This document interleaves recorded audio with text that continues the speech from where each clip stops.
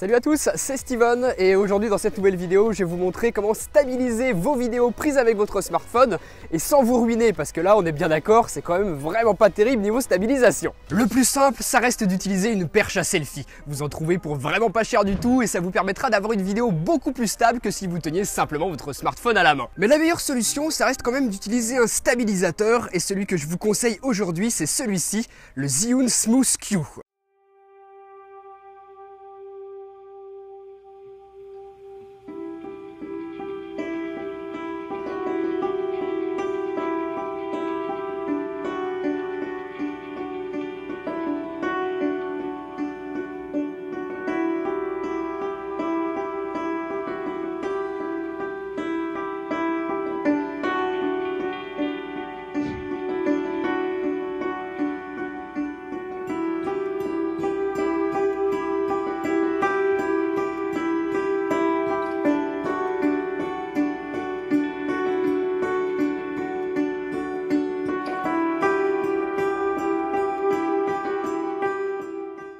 Le stabilisateur peut s'utiliser avec n'importe quel smartphone, il est prévu pour, puisque le support de fixation est extensible pour s'adapter facilement.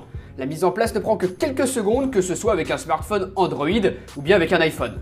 Une fois qu'il est en place, on allume la bestiole avec le bouton Power, les moteurs se mettent en route et c'est parti. Le stabilisateur est motorisé sur 3 axes pour atténuer toutes les secousses et mouvements brusques pour donner l'impression que la caméra flotte et c'est plutôt impressionnant. Ça vous permet d'avoir un rendu extrêmement propre dans quasiment toutes les situations.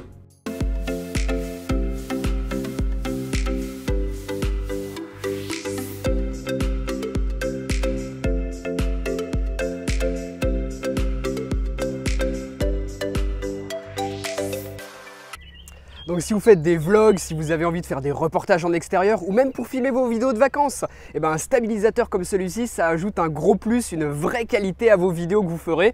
Et moi je pense que c'est pas forcément utile pour tout le monde d'acheter une grosse caméra. Votre smartphone plus un stabilisateur, ça vous donne déjà des résultats en vidéo qui sont plutôt surprenants. Je vous donne 2 exemples de moi qui filme devant moi en marchant d'un pas tout à fait normal. À droite, je tiens le smartphone à la main et à gauche, il est sur le stabilisateur. Donc vous voyez que ça tremble pas, on ne ressent pas du tout les secousses de mes pas. Et second exemple encore plus frappant, là je cours et vous voyez que le stabilisateur permet d'avoir un résultat plutôt surprenant. On a l'impression que la caméra flotte. Il est aussi possible de pivoter son smartphone en mode paysage ou en mode portrait. Vous pouvez même choisir d'utiliser nativement le mode vertical en ajustant le stabilisateur. Donc si vous voulez faire un live sur les réseaux sociaux ou même pour vos stories Snapchat, et ben ça peut être bien pratique d'avoir ce choix. Des stabilisateurs, j'en ai testé pas mal ces dernières années, mais là j'ai vraiment voulu m'intéresser à celui-ci parce qu'il coûte entre guillemets que 150 €, soit 2 fois moins cher que le DJI Osmo Mobile, qui est un petit peu la référence en la matière en ce moment. Et pourtant vous allez voir qu'il propose des fonctionnalités très similaire. Vous pouvez appuyer sur le bouton rouge pour déclencher l'enregistrement vidéo ou bien la prise d'une photo suivant le mode dans lequel vous vous trouvez.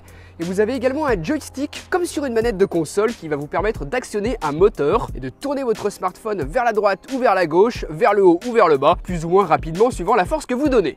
Et il y a aussi ce bouton qui permet de zoomer avant ou même pendant la prise vidéo, mais le zoom est saccadé, le résultat est très désagréable et moi je l'utilise pas. Enfin, un bouton pour pouvoir switcher entre 3 modes qui vont vous permettre des mouvements et des gestes différents. Ça c'est bien utile suivant les situations. Si vous utilisez un iPhone, il existe une application qui permet d'avoir le plein contrôle sur l'appareil et de personnaliser tous les réglages en photo ou en vidéo, ainsi que l'accès à des fonctions supplémentaires comme le tracking de visage. Le logiciel est capable de mémoriser un visage, un objet ou même un animal et de suivre les mouvements sans que l'on ait besoin de déplacer le stabilisateur. C'est sûr, c'est un peu moins réactif que sur le DJI Osmo Mobile, mais ça fait l'affaire. L'autre fonction que je trouve excellente, c'est le timelapse motorisé. Vous définissez un point de départ, un point d'arrivée, et le moteur du stabilisateur va déplacer lentement votre smartphone à une vitesse que vous aurez choisie pour réaliser un timelapse. Il faut être bien stable, mais le résultat peut être excellent.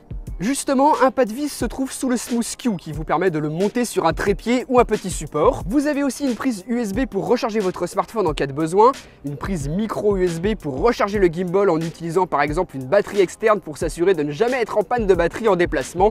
Mais vous devriez être tranquille puisque l'autonomie est monstrueuse. 12 heures, soit le double du Osmo Mobile de DJI. Par contre, sa qualité de fabrication est moins bonne puisqu'il est en plastique. Il sera moins résistant que ceux en métal mais du coup plus léger et quand on le tient longtemps à bout de bras, et ben on l'apprécie cette légèreté. Finalement, le point le plus embêtant selon moi, c'est qu'avec un iPhone, le port est inaccessible et donc impossible de recharger pendant que je filme ou même de brancher un micro. Donc voilà ce qu'il permet de faire ce stabilisateur. C'est sûr qu'il n'est pas parfait, c'est pas le meilleur sur le marché, mais pour 150 €, je trouve le rapport qualité-prix plutôt surprenant. Et en tout cas, c'est clair, il permettra de largement augmenter la qualité des vidéos que vous ferez avec et sans trop vous ruiner. Donc comme d'habitude, si vous êtes intéressé, vous retrouvez juste en dessous dans la description le lien pour l'acheter. Lâchez un pouce bleu si vous avez kiffé tout ça, abonnez-vous si vous voulez être sûr de ne pas rater la suite. Et moi je vous dis à très bientôt pour une prochaine. Allez, salut!